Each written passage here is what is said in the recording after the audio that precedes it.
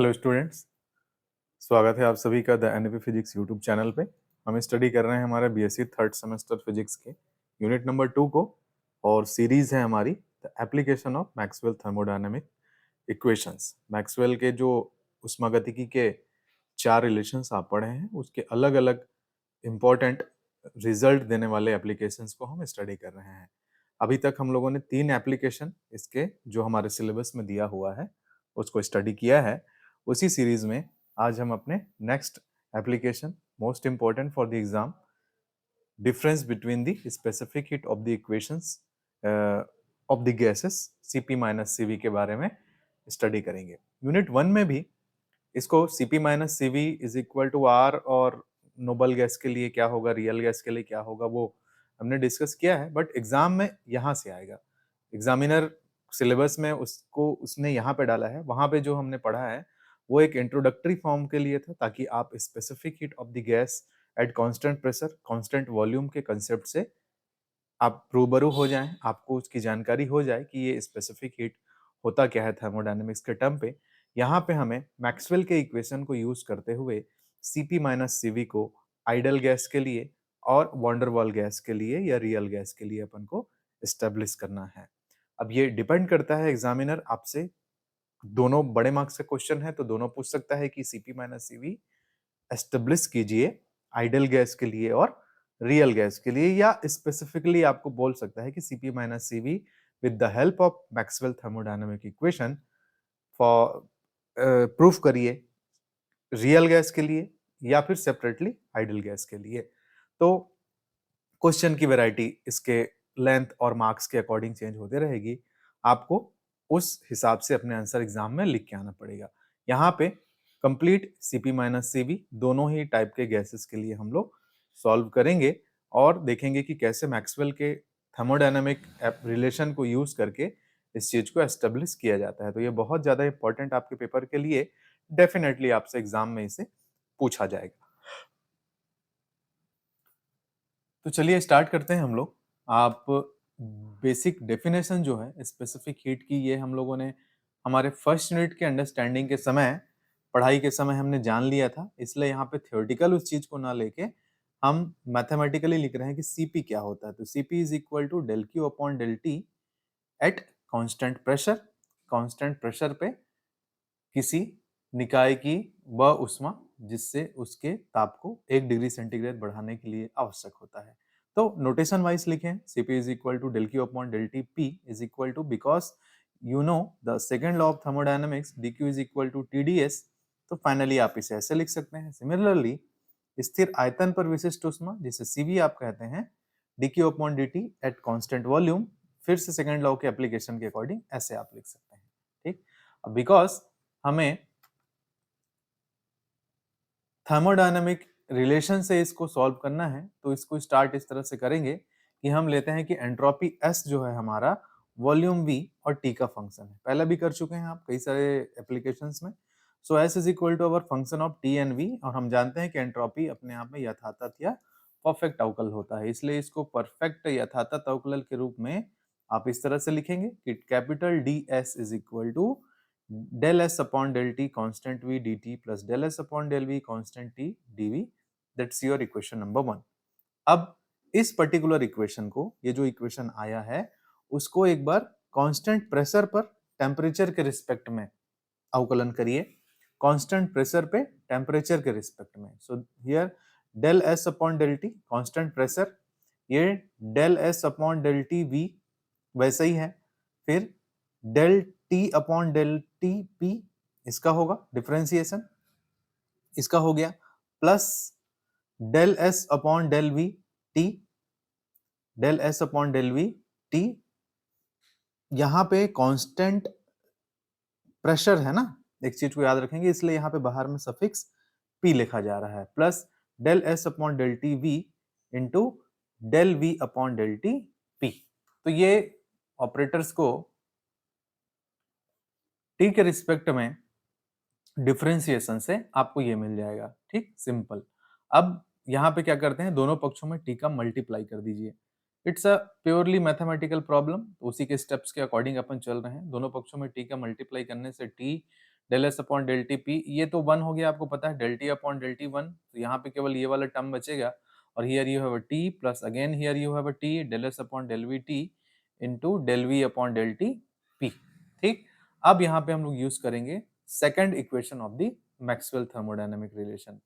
तो मैक्सवेल के द्वितीय उष्मागतिकी संबंध का यूज करके आप इस इक्वेशन में, यहाँ पे देखिए छोटा सा स्टार मार्क मैंने किया हुआ है कि del S upon del V T के जगह हम जानते हैं del P upon del T V होता है, तो उसे यहाँ पे एक्सचेंज करेंगे। तो फाइनली इस तरफ है T del S upon del T P, ये वाले टर्म को पक्षांतर करके इधर लेके जाएंगे तो ये माइनस में आपको मिलने वाला है इस तरह से, इस तरफ आपको minus del S upon del T V is equal to T अपनी जगह पे है और इस del S upon del V T के जगह आपने सेकंड इक्वेशन के यूज के through del P upon del T V put out कर दिया और ये del V upon del T P अपनी जगह पे वैसे ही है, ये मिल गया आपको।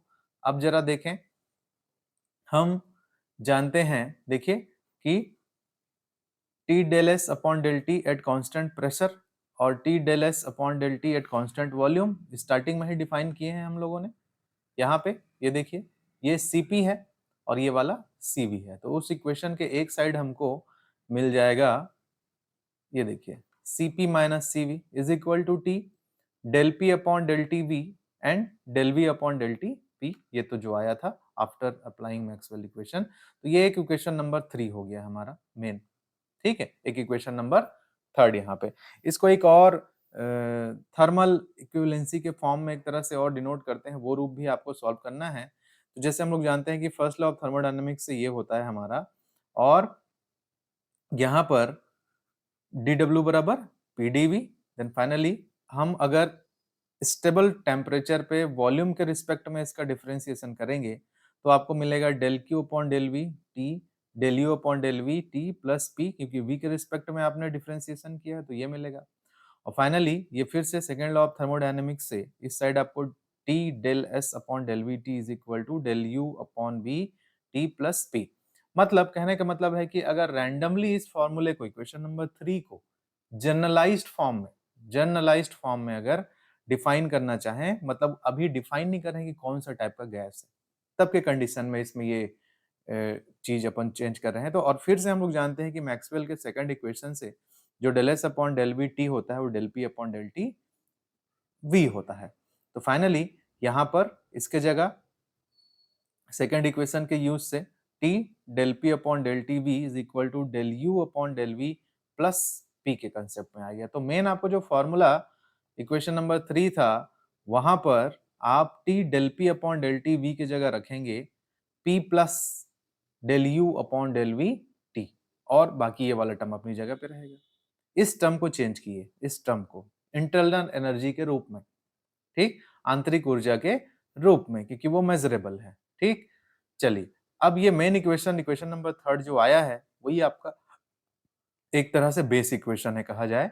इंटरनल एनर्जी के टर्म में इक्वेशन नंबर जो निकल के आया वो एक अल्फा है मान लीजिए। अब हमें ये जो रिलेशन आया है, चाहे इक्वेशन नंबर 3 को लें या इक्वेशन नंबर अल्फा को लें, ये जनरलाइज्ड इक्वेशन है।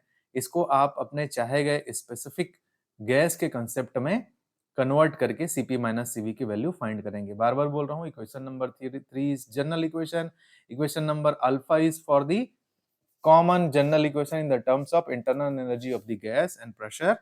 So if you doesn't know which category gas you used, whatever ideal gas or real gas or other thing, तो आप इस इंटरनल एनर्जी के कंसेप्ट से Cp माइनस Cv कैलकुलेट करेंगे, और स्पेसिफाई कर रहे हैं अगर हम लोग कैटेगराइज्ड कर रहे हैं तो फिर अलग तरीके से यूज करेंगे। तो फिर देखते हैं सबसे पहला कि अगर आइडियल गैस के लिए हमको Cp माइनस Cv निकालना है तो कैसे निकालेंगे। तो चूंकि हम जानते हैं कि ideal gas equation Pv is equal to RT होता है, इसमें del P upon del T, इस पर्टिकुलर इक्वेशन को वॉल्यूम के कांस्टेंट रिस्पेक्ट में जब आप डिफरेंशिएट करेंगे तो ये एक्चुअल में यहाँ पर ऐसा रहेगा जी, ये कि P is equal to R T बटे वी, और टी के रिस्पेक्ट में डिफरेंशिएट कर रहे हैं तो ये मिलेगा आपको। ठीक, और इसी को एक बार प्रेशर के रिस्पेक्ट में अगर V is equal to R T बटे पी मिलेगा, एक बार प्रेशर के कांस्टेंट में। क्यों कर रहे हैं ऐसा, क्योंकि स्थिर आयतन पे होता है एक चीज और एक बार स्थिर दाब पे होता है। तो स्थिर आयतन पे इसका डिफरेंशिएट किए और स्थिर दाब पे इसका डिफरेंशिएट को, तो एक बार आपको मिला R बटे V, एक बार मिलेगा R बटे P। और फाइनली हम लोग समीकरण नंबर 3 जो है, अल्फा जो इंटरनल एनर्जी के टर्म में निकला था वो है, और समीकरण 3 हमारा क्या निकला था, ये निकला था। तो इस समीकरण में del P upon del T V और del V upon del T P का वैल्यू पुट कर दीजिए, जो कि आर बटे वी आर बटे पी आया था। तो ऐसा पुट आउट करने से आपको मिलेगा R square T upon P V, finally R and R cancel out, और P V is equal to, फिर से हम लोग जानते हैं क्या होता है, आर टी होता है। तो यहाँ पे जो बचेगा उसके लिए आर टी, तो एक आर आर टी और टी कैंसिल, फाइनली क्या मिला आपको, आर मिला। तो उस इक्वेशन नंबर 3 जो हमारा यहाँ पे एक जनरलाइज्ड इक्वेशन आया था, जब इसको आइडियल गैस के लिए आपने परफॉर्म किया तो Cp माइनस Cv की वैल्यू इज इक्वल टू क्या मिली आपको, आर मिली। इसे मेयर रिलेशन भी कहते हैं, ठीक है। तो आइडियल गैस के लिए विशिष्ट ऊष्माओं का अंतर कितना होता है, रिडबर्ग कांस्टेंट के बराबर होता है, Cp minus Cv is equal to R. Okay, अब इस इक्वेशन नंबर 3 को हम जनरलाइज करेंगे किसके लिए, वॉन डेर वाल गैस के लिए, या फिर उसको क्या कहते हैं, रियल गैस कहते हैं। तो चलिए आगे बढ़ते हैं फिर से इक्वेशन नंबर 3 पे अलग ट्रीटमेंट के लिए। अब हमें ले रहे हैं वॉन डेर वाल गैस को। वॉन डेर वाल गैस के लिए हमें Cp माइनस Cv निकालना है। हमें जानते हैं कि वॉन डेर वाल गैस का इक्वेशन क्या होता है, ये होता है जी। अब चूंकि इक्वेशन नंबर 3 में क्या क्या चीजें आप चेंज करेंगे उसके अकॉर्डिंग ही ये इस पे मैथमेटिकल वर्क अपन करते हैं। तो थोड़ा सा देखिए, ये v माइनस बी यहाँ नीचे चला गया, इसके पास यहाँ बचेगा p plus A upon V square. और फाइनली अगर इस इक्वेशन नंबर 4 को आप कांस्टेंट वॉल्यूम पर, क्योंकि फिर से करना पड़ेगा ना, एक बार कांस्टेंट वॉल्यूम का रिस्पेक्ट डिफरेंशिएट करना है, एक बार कांस्टेंट प्रेशर के रिस्पेक्ट, क्योंकि Cp निकालना है और Cv निकालना है। तो कंफ्यूज मत होइए, मुझे कैसे पता चलेगा कि कैसे कब V के ही रिस्पेक्ट में करना है, ठीक है। तो कांस्टेंट वॉल्यूम के रिस्पेक्ट में जब डिफरेंशिएट करेंगे क्या मिलेगा, ये जीरो हो जाएगा क्योंकि वॉल्यूम को हमने कांस्टेंट लिया है। ये मिलेगा del P upon del T at constant volume is equal to, temperature के रिस्पेक्ट में है तो आर टी का 1 हो गया, R upon V minus B, एक ये मिला आपको। फिर से इसी इक्वेशन नंबर 4 को अब हमें कांस्टेंट प्रेशर हो रहते हुए टेम्परेचर के रिस्पेक्ट में डिफरेंशिएट करना है। तो क्या मिलेगा जरा देखिए, तो ये देखिए P, अब कांस्टेंट प्रेशर ले लिए हो तो जीरो हो गया, तो जीरो, v स्क्वायर ऊपर जाएगा तो v की पावर -2, और -2 सामने आएगा, v की पावर -2 -1 अपॉन में लिखेंगे तो 1 अपॉन v की पावर 3, और del v upon del T at constant pressure, तो ऐसा लिखेंगे आप इसको, ठीक, इज इक्वल टू, यहाँ पर भी v माइनस बी ऊपर जाएगा, और आर टी तो कांस्टेंट है क्योंकि टी, अच्छा दो फंक्शन है यहाँ पे, माइनस v माइनस बी, यहाँ पर टी के रिस्पेक्ट में डिफरेंशिएट कर रहे हैं तब, तो पहला फंक्शन और दूसरा फंक्शन का कंसेप्ट लगेगा स्टूडेंट। तो मान लीजिए पहला फंक्शन आर टी को वैसे ही रहने दिए, v माइनस बी ऊपर जाएगा, v माइनस बी की पावर -1 सामने आएगा, v माइनस बी की पावर -2 डिवाइड में आएगा v माइनस बी की whole square and del v upon del T P plus second function, तो r v minus B is as it is रहेगा, और t का डिफरेंशिएशन क्या होगा, 1 होगा, क्योंकि t के रिस्पेक्ट में कर रहे हैं। तो this expression you get. Finally थोड़ा सा और इसको सेटअप करेंगे अपन, थोड़ा सा इसको सेट आउट करेंगे तो देखिए क्या मिलेगा आपको, ये वाले टर्म को इस तरफ लेके जाइए, और r upon V minus B को एक तरफ रखिए, तो फाइनली यू हैव ऐसा, दोनों में से operator del V upon del T P को बाहर निकालेंगे तो ये मिलेगा is equal to R V minus B. कर क्या रहे हैं हम लोग, डेल पी बटे del T at constant v और डेल v बटे del T at constant p की वैल्यू निकाल रहे हैं, ताकि हम अपने उस तीसरे इक्वेशन में रख सकें, है ना, बस वही है। तो फिर ये आर वी माइनस बी ये डिवाइड में चले जाएगा यहाँ पर, ठीक। अब देखिए यहाँ पे, अब हम क्या करेंगे, फिर से हमारे उस समीकरण नंबर 3 में डेल पी बटे डेल टी वी और डेल वी बटे डेल टी पी का मान रखेंगे, ठीक। फिर से मैं आपको इक्वेशन दिखा देता हूँ, ये देखिए, ये इक्वेशन नंबर 3 आया था, यहाँ पे डेल पी बटे डेल टी वी और डेल वी बटे डेल टी पी की वैल्यू अपन रख रहे हैं, ठीक। तो इस कंडीशन पे इक्वेशन यहां से हमें डेल पी बटे डेल टी वी की वैल्यू मिल गई है, जब आप उसको कांस्टेंट वॉल्यूम पे डिफरेंशिएट किए थे, और जब कांस्टेंट प्रेशर पे हमने डिफरेंशिएट किया तो डेल वी बटे del T at constant pressure की वैल्यू मिल गई। उसको उसी समीकरण 3 में रखने से आपको कुछ ये एक्सप्रेशन मिलेगा इस तरह से, T R V minus B upon this is, आप रखेंगे तो ये चीज दिखने वाला है वहां पर। एंड फाइनली बस आपको सेटअप करना है थोड़ा सा, ऊपर में देखिए क्या आएगा, b माइनस बी, थोड़ा सा अंडरस्टैंड करके चलेंगे। ये हो गया स्टूडेंट r। अगर हम लोग R T V minus B common निकालते हैं यहाँ से, तो ऊपर से एक टर्म कैंसल आउट होके क्या मिलेगा, बस उसी का इसमें कॉन्सेप्ट है। तो हमने क्या किया है, R T V minus B के होल स्क्वायर को कॉमन निकाल लिया है। तो ये आर स्क्वायर और ये टी होगा, और यहाँ से आप आर टी, अगर आप इसको इस तरह से लिखेंगे, यहाँ से अगर कॉमन निकालेंगे क्या चीज जी, R T V minus B का होल स्क्वायर, और यहाँ पे 1 हो जाएगा, इस वाले पोजीशन पे 1 हो जाएगा, और माइनस चूंकि यहाँ पे नहीं था तो डिवाइड में आएगा, और इस वाले टर्म से ये ये 2 बार जो है वो, और ये टी कट जाएगा, एक आर आपका बच जाएगा क्योंकि ये आर स्क्वायर होगा। ठीक, तो वही चीज अगले स्टेप में लिखा हुआ है कि भाई आर, और देखिए 1 minus 2a upon we Q, ये 2a अपॉन वी क्यू, और चूंकि यहाँ पे वो टर्म नहीं था इसलिए रिवर्स ऑर्डर में v माइनस बी का whole square upon all T यहाँ पे आ गया। तो ये ऐसा हो गया।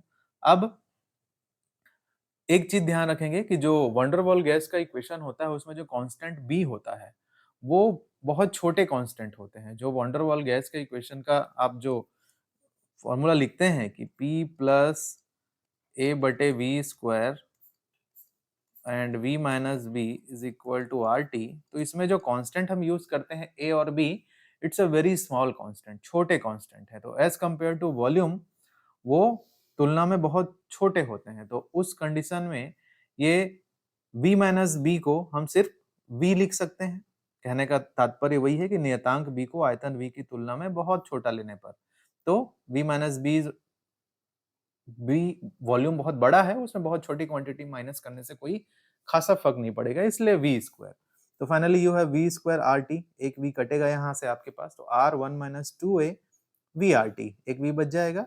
फाइनली इस वाले टर्म को ऊपर लेके जाएंगे तो ये -1 हो जाएगा, ये वाला टर्म ऊपर जाएगा तो ये -1 हो जाएगा। और इसमें अगर बायनोमियल थ्योरम आप लगाएंगे, और बायनोमियल थ्योरम लगाने के बाद हम केवल फर्स्ट 2 टर्म्स को लेंगे, क्योंकि आगे आने वाले जो छोटे कांस्टेंट 2a स्क्वायर के जो हायर ऑर्डर टर्म है वो और बहुत छोटे आपको मिलते चले जाएंगे, क्योंकि नीचे भी स्क्वायर टर्म आएगा, क्यूब टर्म आएगा, और वो बहुत बड़े क्वांटिटी रहेंगे, क्योंकि डिनोमिनेटर में वॉल्यूम है, टेम्परेचर है, उसको छोटे से कांस्टेंट को उससे डिवाइड करेंगे तो और बहुत छोटा छोटा टर्म आएगा। तो उसी को डिफाइन करते हुए द्विपद प्रमेय के जैसे को जब अप्लाई करेंगे तो ए कांस्टेंट ए के उच्चतर घात के जो पद हैं उन्हें हम नगण्य ले लेंगे, क्योंकि नियतांक ए भी आयतन वी की तुलना में बहुत छोटा होता है। आयतन जैसे यहाँ बी बहुत छोटा होता है वैसे ए भी बहुत छोटा है। तो यू हैव ओनली 2 टर्म्स कि ये डिफाइन करेंगे तो 1 plus 2a VRT and neglect the higher order term. Then finally you have Cp minus Cv is equal to R 1 plus 2a upon VRT. So this is the expression for the van der Waals defining the difference of the specific heat of the gas Cp minus Cv. तो students ये exam में जब Cp minus Cv is equal to R proof करने का question unit 2 से आएगा तो आपको इस विधि से इसको हल करना है, ना कि कॉमन मेथड से। यूनिट 1 में केवल वो इंट्रोडक्टरी फॉर्म के लिए आपको बताया गया था, ताकि वो भी एक जनरल मेथड होता है वहां पे सॉल्व करने का। बट अगर आपको थर्मोडायनेमिक मैक्सवेल इक्वेशंस के एप्लीकेशन के थ्रू इसको सॉल्व करना है तो इस मेथड से सॉल्व करके आप लेके आएंगे। और बिकॉज ये यूनिट नंबर 2 में लिखा हुआ है इस तरह से, इसलिए ये यहीं का क्वेश्चन बनता है। तो आप इसको अच्छे से प्रैक्टिस करिएगा इस एप्लीकेशन को, ये बिल्कुल आपको बड़े मार्क्स दिलाएगा। 8 से 10 मार्क्स में पूछा जाएगा, 6 से 8 मार्क्स के क्वेश्चन में है ये। ठीक, तो कोई भी इससे रिलेटेड डाउट, अब थोड़ा सा मैथमेटिकल चीजें यहाँ पे आते जा रही हैं, उस चीज को आप ग्रैब करते चले जाइए। डाउट वगैरह होगा तो आप कमेंट करके पूछेंगे। ठीक, और फिजिक्स है, पढ़ाई है, तो बहुत ज्यादा हम लोग यहाँ पे एंटरटेन नहीं कर सकते आप लोगों को। ये कोई एंटरटेनमेंट का टॉपिक नहीं है, पढ़ने लिखने की एक मर्यादा होती है। उस जो इमेज है पढ़ाई की उसको हम बना के रखेंगे, इसलिए बहुत ज़्यादा स्टाइलिश तरीके से या कोई बहुत कॉमेडी वगैरह करते हुए आपको हम तो फिजिक्स यहाँ पे नहीं पढ़ा सकते। But because this is a serious topic, पढ़ाई आपके जीवन का एक गंभीर मुद्दा है। अगर आप पढ़ाई कर रहे हैं तो, और अगर आप पढ़ाई को मजाक में ले रहे हैं तो आपके लिए फिर मजाक वाले बहुत से रीले पड़े हैं, आप उसको देख सकते हैं स्टूडेंट्स, है ना। तो चलिए मिलते हैं हम लोग हमारे बहुत जल्द हमारे नेक्स्ट एप्लीकेशन पे, जो कि और बहुत ज़्यादा इंपॉर्टेंट है। Joule Thomson effect, it's a very complex and very important result thermodynamics का है। अंडरस्टैंड करने के लिए थोड़ा सा चैलेंज करता है आपको। अगर आपके अंदर कैपेसिटी है चैलेंज एक्सेप्ट करने का, थोड़ा सा फिजिक्स को डीप अंडरस्टैंड करने का, तो जूल थॉमसन इफेक्ट एक अच्छा टॉपिक आपके लिए रहेगा। तो मिलते हैं हम लोग अपने नेक्स्ट क्लास में, तब तक आप लोग इसको प्रिपेयर करके रखिएगा। Okay, thank you.